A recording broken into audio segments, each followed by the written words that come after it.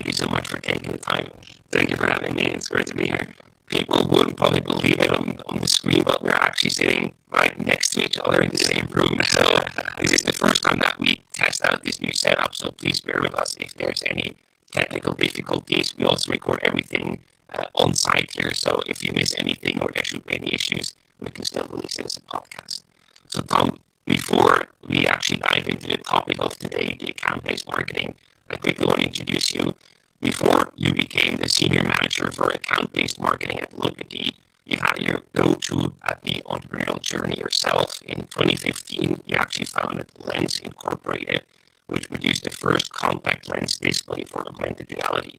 So, first of all, what an incredible concept that is, and could you quickly explain how it works? Yeah, absolutely. So, Lens was indeed an incredible concept. It had this Iron Man, Tony Stark kind of vibe to it, really futuristic.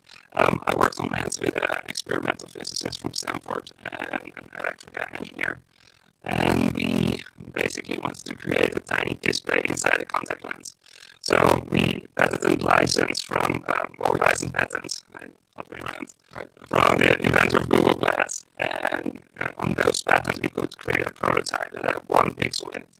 And the 1 pixel was basically powered by radio frequency. There's a tiny bit of energy that you can harvest from radio frequency. And it was just enough to light up that small pixel. And so, in a nutshell, our idea was to build out all those pixels, put 5, 6 pixels in a row, down and to the side, and create a square. So you have this tiny display inside the contact lens. I think that there were a lot of inventions actually needed that we didn't have at the time. So, as you can imagine, you cannot put a battery inside a contact lens. It's way too small. So, what we had to do is create some sort of wearable device that you could use on the side that would send the radio frequency, but also send push notifications towards the contact lens. And so, at that same time that we were working on that in Palo Alto, we also heard rumors that big corporations like Samsung were filing patents for a similar technology.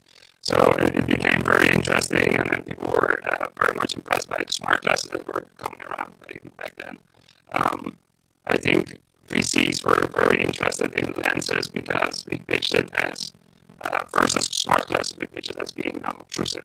So with a lens in your eye, you can jump, you can do any physical activity, and it wouldn't move or fall out. Right. While if you have smart glasses, if you jump, it will fall on the ground and break. So we were really looking for this more feasible, market acceptable technology. AR lens for athletes, for example, or defense made a lot of sense. Got it. I quickly need to change the microphone here. There are some first comments that there is some robotic sounds. I hope it's better now. We also have everything recorded here. So let me quickly know in the comments if you can better hear us now. Do we test? Yes. Are we robotic? I hope it's better now. So let's continue with the next question. So we talked about Lens, your company that you did yourself. So yeah. What actually made you leave such a promising project in the end? Well, I think Lens was really for the long run. It takes maybe 5-6 years to build a contact lens like that, to build out the idea, and then you need to still go to market. So for investors, it became risky, but also it's something that you need to. It's like running the marathon, but not like 1 time or 2 times. It's like 10 times back and forth, right? It's just so long before you can finally have a product that people can actually use. And then, especially in the US, you have to go through FDA approvals. So the Food and Drug Administration needs to check your product before you can actually put something inside somebody's in a human body. Right. So time to market was just so long. And the risk that was involved for investors was also too high. So I think at some point we decided to turn our backs and say like, okay, we sell the assets and move on. I went on to advise a bunch of other startups and eventually ended up here in Switzerland talking to you. Exactly. And yeah, this year you actually started working at Locatee, the leading workplace analytics solution. And maybe just quickly for people not familiar with what your company does, how do you actually turn data into useful insights at Locatee?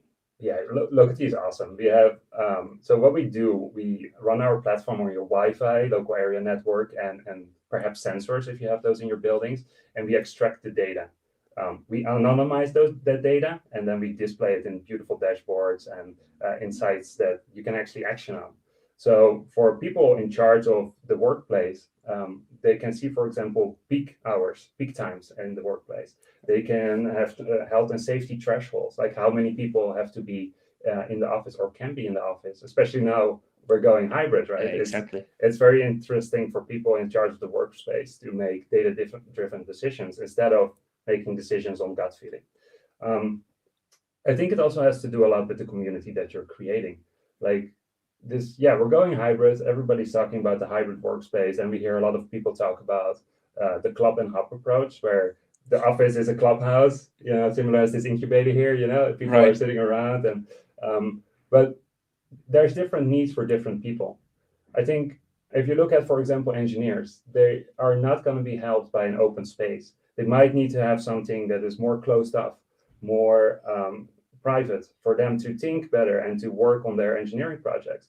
Well, if you look at a sales department, for example, it's very important that you assign a space to them that is for them available to walk around and to talk with people and to hit that gong when they close a deal, right? This is what salespeople like to do, and there's this real vibe.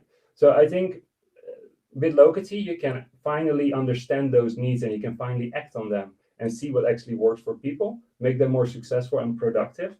And so, yeah, it's the operating system of the building, right? It starts with smart signage. You walk into the building, you sign in on this tablet, and you go book a desk, or we have desk booking analytics, for example, that you can actually see if people go into those meeting rooms, if they're actually using what they're saying they're going to use, and where they are the most productive.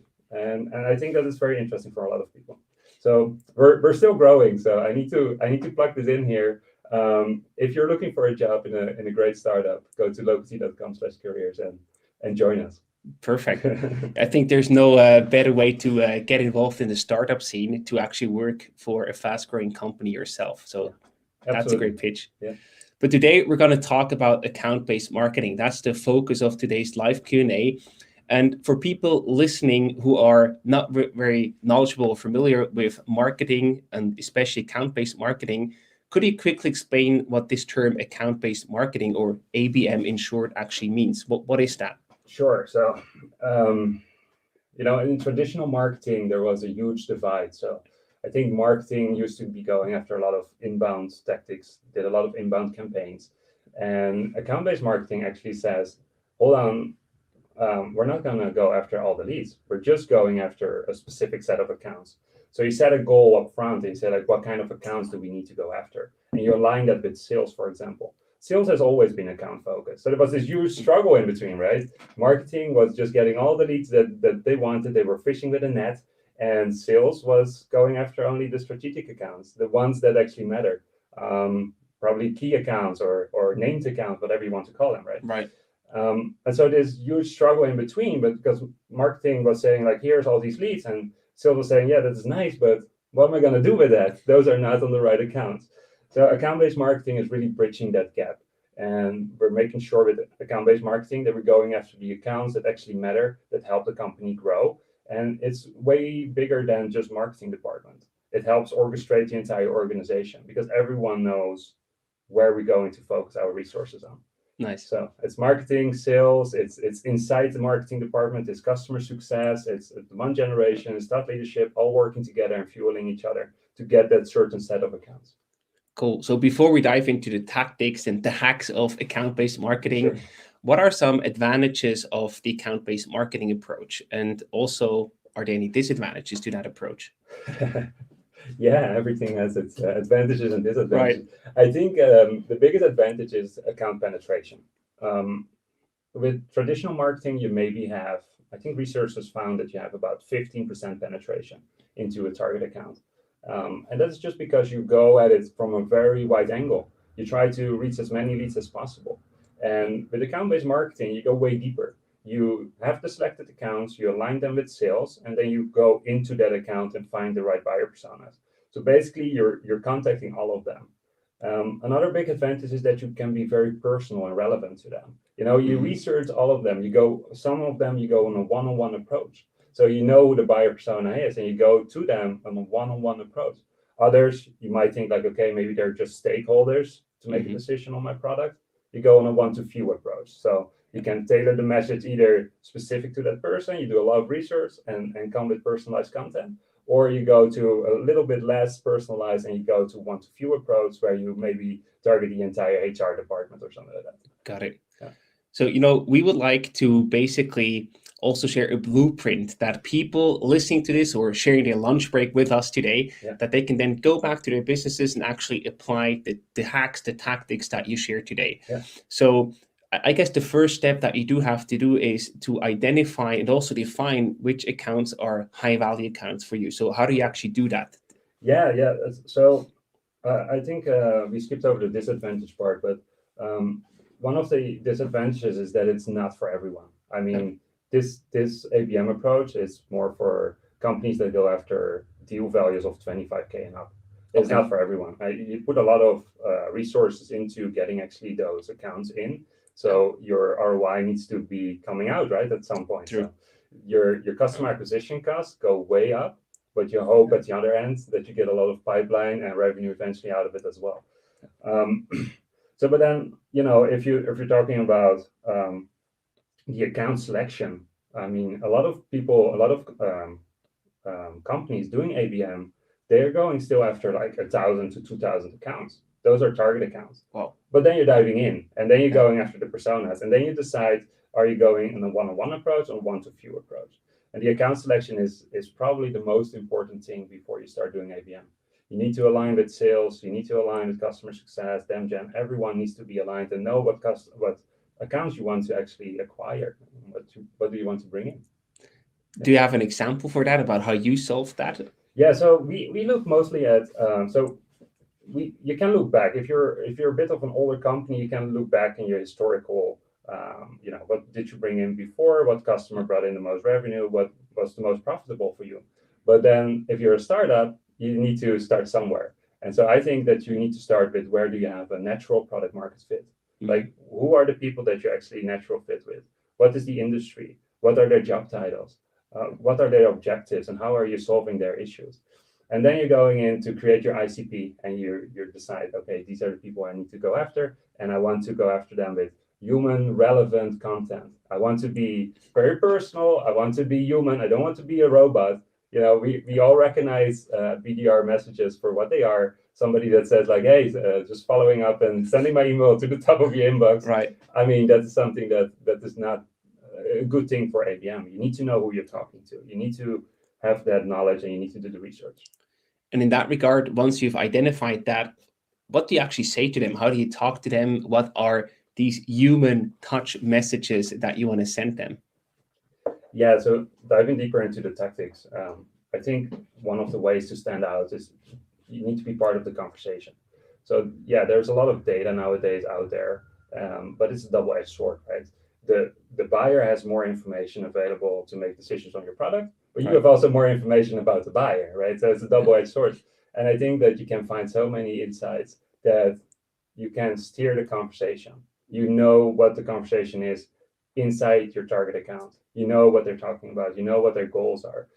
Check Twitter, check LinkedIn. A lot of people are sharing these things openly, and you can find a lot of information that you can build off on. And so I think this whole mass big data information that we nowadays have, it's an advantage for us. It's for them an advantage as a buyer because they can compare us, but also for us to go more relevant and be human about it. So this is really your gold mine as an account-based marketeer, right?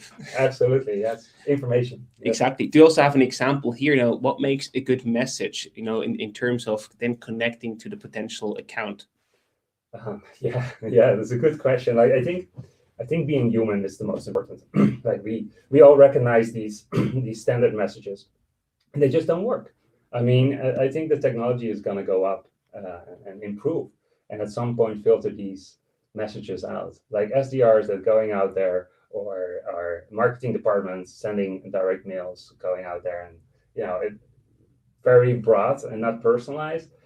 Everyone recognizes them, and so I think for creating a message, you need to research a lot and then use the things that you find and steer the conversation. And again, your customer acquisition cost will go up, right? Think of these direct mail packages that we used to send in maybe 100-fold or 1,000-fold, right? Maybe now for the same price, you do it 10-fold, and you only send out 10 direct mail messages. But the quality is so much higher. You can go so more relevant to the people.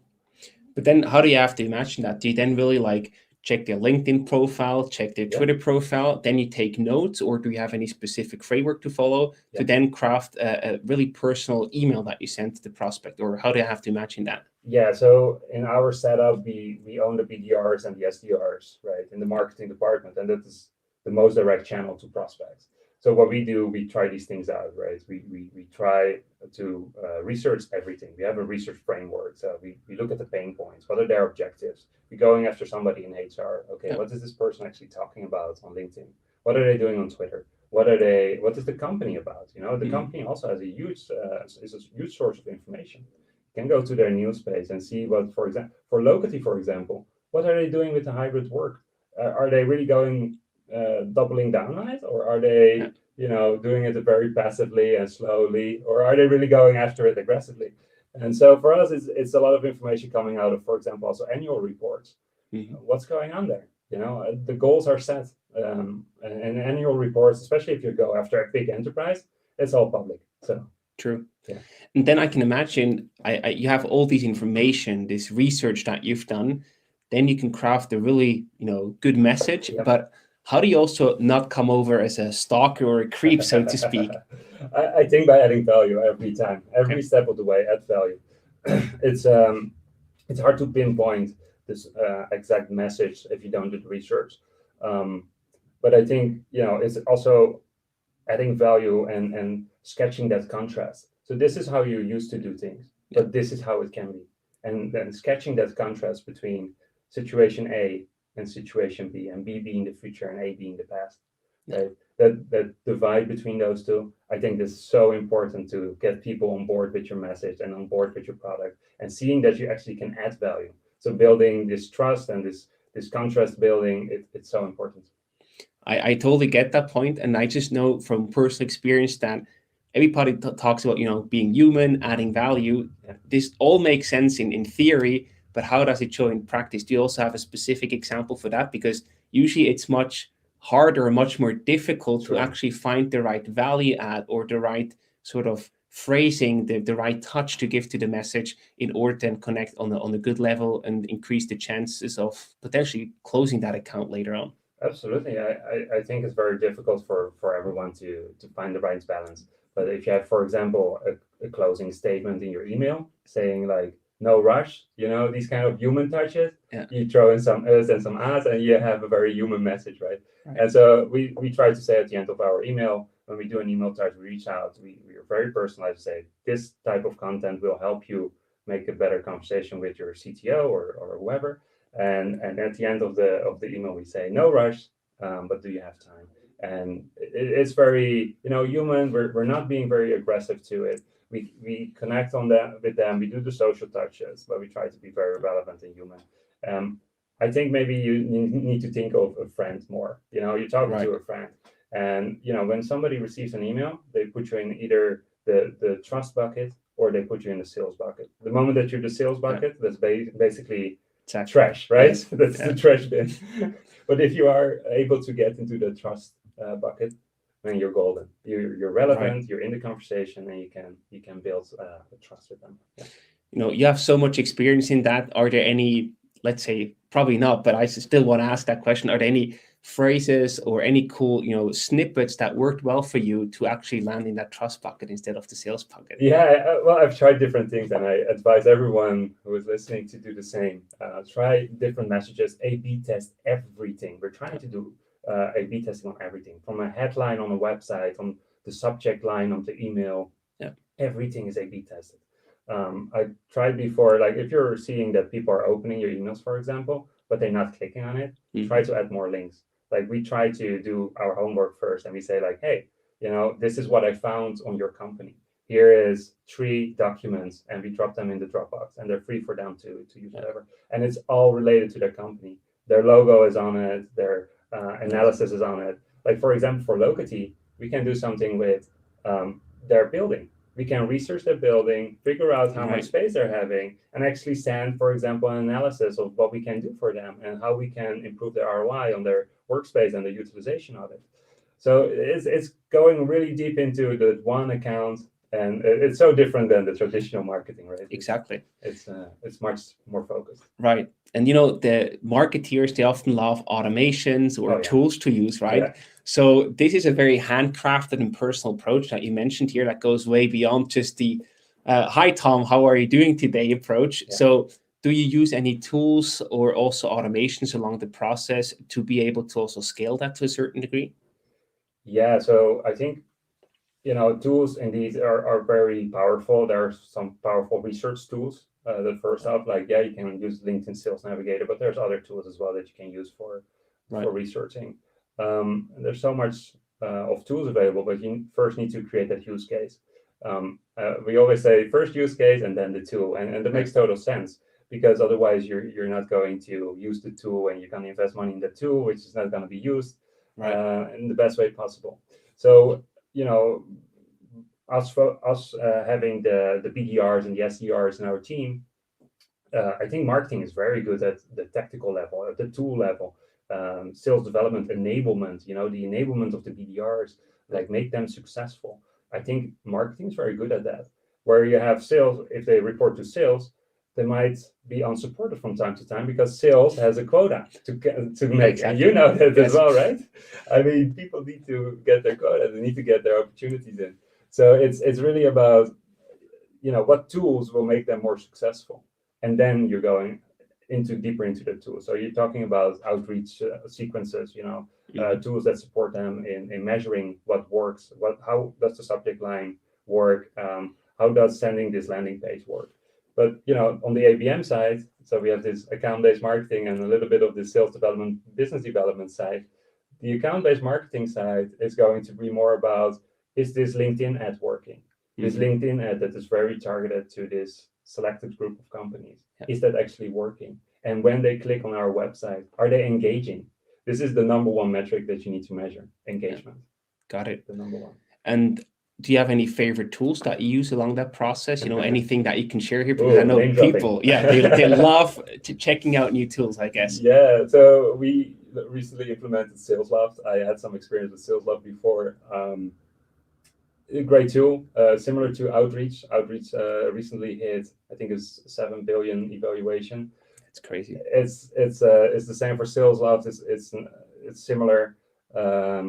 It helps us to understand what people are doing and where they're clicking on. This is more for the outreach side. On the other side, for ABM, we're looking more at LinkedIn ads. We're looking at landing pages like Unbounce, for example. Mm-hmm. Unbounce is a tool which helps you to personalize each landing page. So if somebody goes there, we can track, for example, based on their IP or based on what job title or what ad they clicked on, and we can change the landing page for them. Nice. It costs a lot of money, but it's eventually going to be worth it because you know who you're focusing on and you know that more pipeline is going to come out.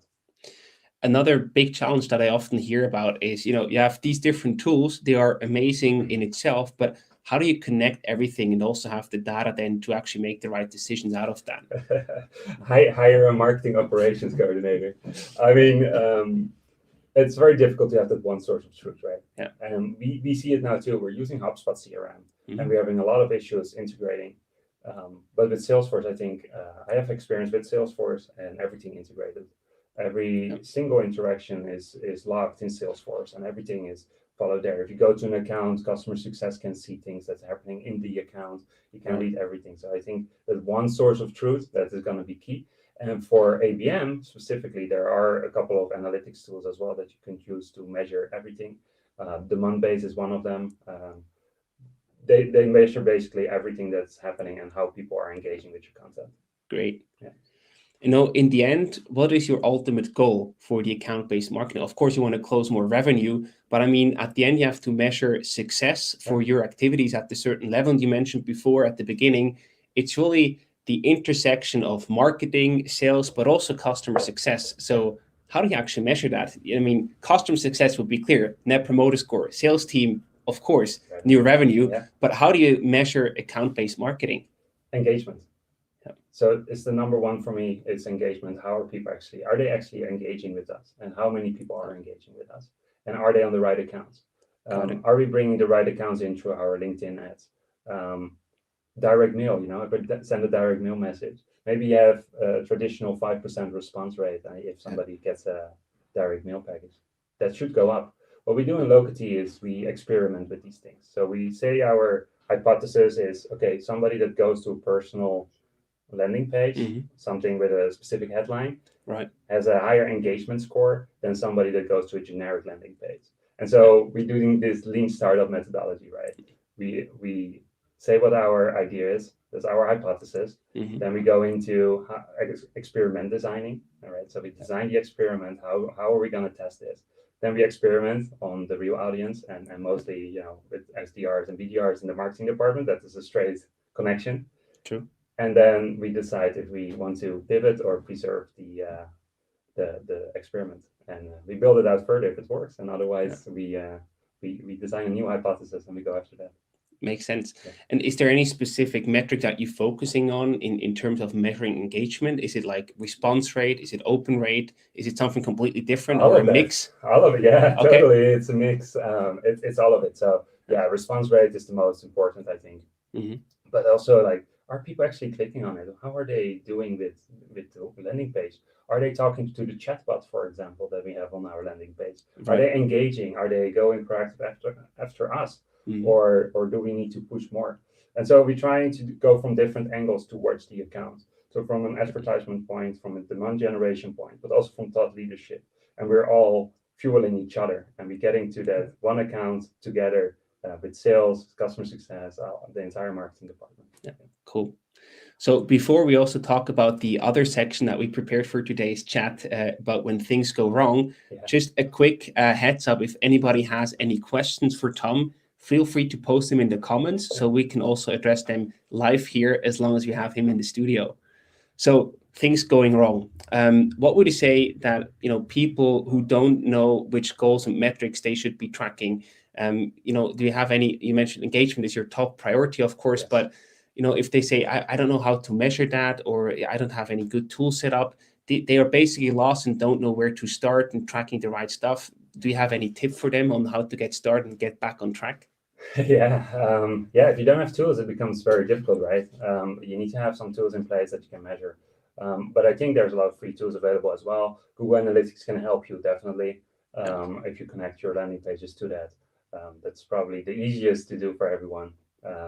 But yeah, so engagement is the number one. But number two, I would say pipeline.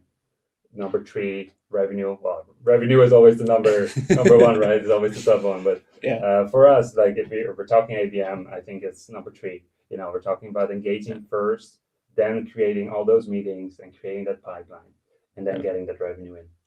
I guess the pipeline, once you then create an opportunity, that's also when you hand things over to the sales team, I imagine. And that's also very often a thing, right? Marketing and sales, how do you align them the right way? So this is the beauty of it, right? Because you're eliminating that kind of approach, that handoff approach that you have, really like an SDR reaching out, then somebody responds to the SDR, and then suddenly somebody else is in touch with them. Right. You don't have that anymore when you do ABM, because you're forming that bridge directly to sales, and you do it as a team approach. Everyone knows what account we're going after. And so when an SDR books a meeting, he's going to be in that meeting. He's not going to leave the account directly. Yeah, there's going to be someone from sales in there to guide the process. But it's also a good learning school for the SDR to be part of the entire process and to eventually progress to that kind of sales role that they ambition. So it's not a strict handoff anymore. And also when you work with enterprise, I mean, this ABM is not a strategy for low contract values. It's for 25K and up. It needs, the acquisition cost needs to be worth the ROI. Exactly. So I think it's this whole approach where people orchestrate from the start of the contact till closing the deal.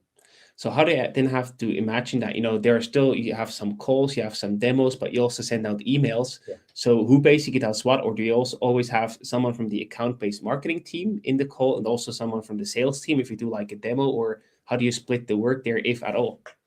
Yeah, I don't think we split the work so much as, a salesperson would give the demo. or somebody from consultancy would give the demo pre-sales, for example. But I think the SDR is always there, and people from sales are always there. It's really this team approach. It's also very difficult to eventually say, okay, this was a marketing-driven deal or this was a sales-driven deal, because we're all going after the same accounts. We're all touching the same accounts. So at the end of the line, when the revenue finally comes in, it's hard to say, like, we know that people like to say, oh, it was my deal, or that was influenced by us. Sure. And that goes a little bit away because it becomes this team effort. And just one random question, because salespeople are often also incentivized by commissions.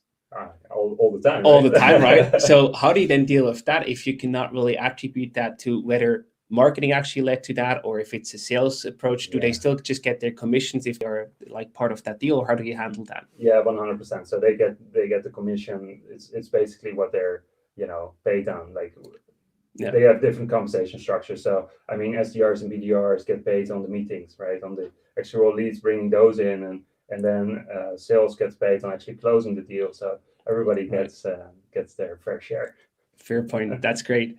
And from your experience, I'm sure that there are also some of the most common mistakes that you've seen in account-based marketing. Oh, yeah. What are they? Can you share the top 3 mistakes that you see? Yeah. So I've been thinking about this for a little bit, and I think before I joined Locatee, I was the manager for a sales development team. And what happened was that sales development was basically going at it by themselves. They were going alone. So they didn't have the support of dam gen or advertisement on the accounts that they were actually reaching out to.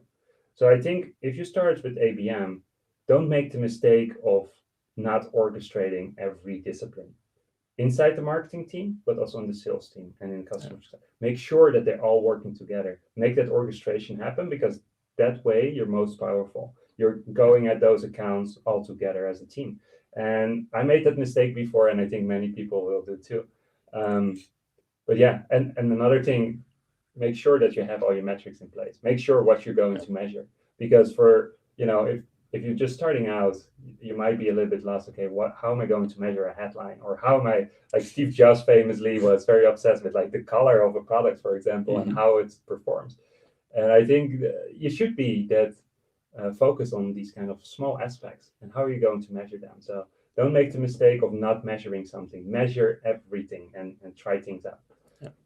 Then if you talk about measuring, where do you actually store all the data? Then there's certainly some manual entry or input that you need to give, but do you have like a dashboard, or do you put everything in a Google Sheet, or where do you actually store it? Yeah, dashboards. I love dashboards, especially on the management side. It's very easy to steer your team actually live on the dashboard, right? So you can see what's happening, what's going on, and actually tell them what to do next. But it's also a lot of sitting with your team, sitting with the people that are doing the outreach, or sitting with the people who are doing the advertisement, and just start fixing things. Sometimes, I have people reporting to me, but very often I feel like I'm reporting to them, because I need to see what they're doing and try to help them reach their goal and be successful. So I think sitting with your people and making sure that you fix the stuff that is not working for them is going to have a huge impact. And what do you use as a dashboard solution? Yeah, so we used Databox, and I used Geckoboard in the past. But yeah, all your systems need to be able to communicate with it, and that's sometimes tricky. Yeah, we also use Databox at Swisspreneur. It's fantastic for our purpose. Yeah, absolutely. Yeah. So one last question here in terms of timing. You mentioned the account value like 25K up. Otherwise, it doesn't really make sense to start with that account-based marketing. But is there a right timing for a startup to start actually getting involved in account-based marketing? Yeah, I think it depends on your goal, right? You can have, especially for like startups, if you are going after the enterprise, know why you're going after the enterprise. Your product market fit needs to be there. You need to have a strong case to go after that enterprise. For startups, like I can imagine a lot of startups are interested in bringing in big names, this brand recognition, somebody that everyone knows, and you go to invest and say, like, look at this company that we now acquired, and they're going to be, oh, wow, that's amazing. There's going to be revenue for years because it's a huge enterprise. So I think it really depends on your goal. If you're lower than 25K, doesn't mean you cannot do ABM, right? You can do parts of it as well. Right. You can still do your personalization on your homepage. Somebody comes to your homepage, the bot goes up and says, "Hi, Tom," or "Hi, Sylvan. This is welcome. I'm your account manager." That still can happen, right? But the cost of doing all those things and being like this very account focused is not going to be very worth the ROI if you have lower values.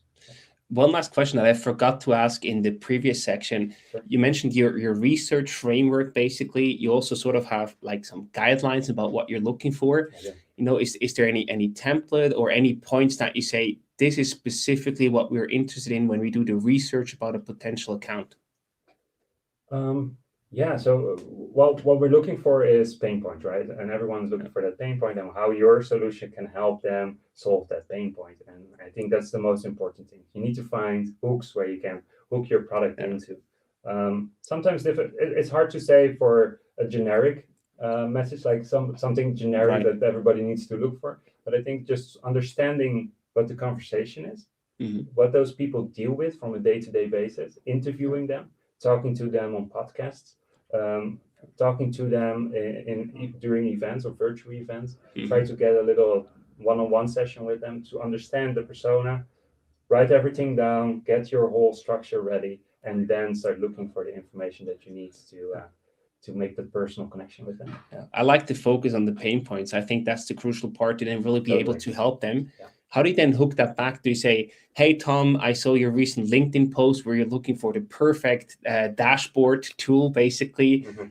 We just did this and that. Maybe that might be of interest." Or how do you then craft the message around that? That might be a bit too salesy. Man, I think Databox is going to contact me after this. But you don't want to go too salesy. You want to have substance, right? You want to talk about what they're actually were mentioning in those posts. So you want to maybe have some questions ready, like, okay, so this person is talking about this and that.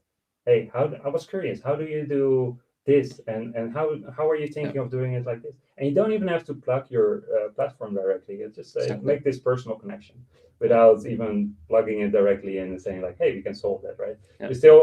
There's a lot of opportunity to later on build that contrast, right? So this is your situation now. If we can help you, this is how it looks. I like that a lot. We actually tested that at the conference, and we also just, we didn't push anything. We just asked people questions about how they currently solve their problems with going remote in the COVID world, basically. And people loved that question. They responded. You were really able to build that connection. And then you could see, okay, what kind of tools do you use? Is there anything that you can recommend? Do you have any pain points there? Then you can actually start adding value and say, oh, here's a cool template that I found. Maybe that might be of interest for the point that you just mentioned. And then a few emails down the road or LinkedIn messages, then you can actually plug in and say, hey, actually what you just described, maybe you might be interested in a short demo because we have these and these clients that use it. They're super happy because it addresses exactly the pain points that you mentioned. Yeah, people love to talk about what they're doing. Exactly. Right? No, it's good. Definitely. This talking with them helps a lot, and just trying to understand their pain points and understand their world, step in their shoes and see what's happening there and how you can help them. There's the power of asking questions. Absolutely, 100%. So to wrap things up here, is there any finishing remark or any last one tip that you want to give to the listeners of today's episode?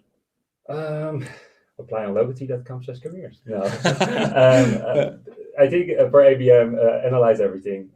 Go at it rigorously, but in the beginning, also make sure that you have your stakeholders on board, because you're going to spend much more on your tactics than you used to.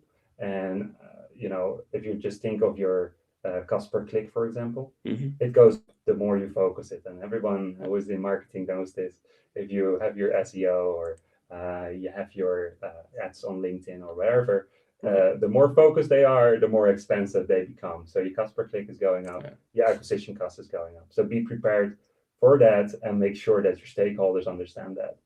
Another tip is get your BDRs as an outreach channel inside the marketing department, because only there you can really steer them, and it might be otherwise an underused channel, which also helps you to test messaging, value propositions, and gives you a lot of information that you otherwise would have to manually search for. Fantastic.